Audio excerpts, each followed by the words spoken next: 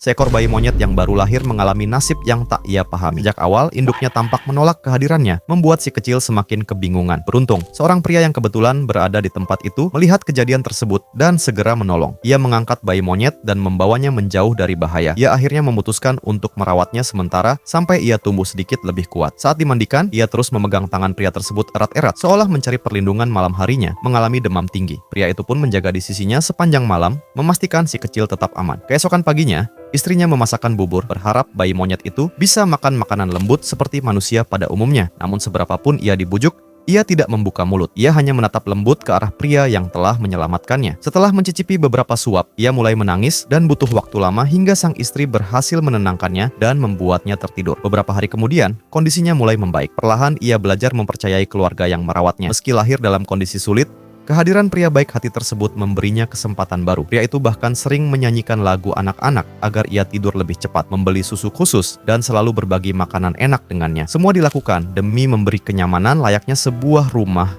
yang hangat. Kehadiran pria itu benar-benar mengubah hidup si kecil. Seiring waktu, ia nyaris melupakan pengalaman buruk yang pernah dialami pria itu, juga membelikan banyak pakaian lucu untuknya, bahkan sering membawanya jalan-jalan. Setiap kali tangan pria terulur, ia akan spontan memanjat untuk mencari perhatian hari demi hari berlalu. Dan satu hal mulai terlihat jelas, ia sangat cerdas. Pria itu menyadari bahwa anak monyet ini memahami banyak hal. Ia bahkan mulai membantu pekerjaan rumah. Lantai rumah selalu tampak bersih berkat bantuannya. Melihat kecerdasannya, pria itu kemudian memasangkan tas kecil di punggungnya. Awalnya, ia memang berkeliling dengan tas itu tepat waktu, seperti anak-anak lain. Namun lama-lama, ia malah mampir ke pohon terdekat, duduk di antara dahan sambil menikmati makanan ringan yang ada di dalam tasnya. Ia sangat menyukai buah-buahan, dan meski sering makan sampai berantakan, ia selalu mengganti pakaiannya sendiri. Gerakannya begitu luwes hingga tampak jelas ia sudah terbiasa. Tak hanya itu, ia tahu harus meletakkan pakaian kotor langsung ke dalam mesin cuci. Setelah membereskan segalanya, ia akan mandi dengan tenang. Ini adalah bagian favorit dari rutinitas hariannya.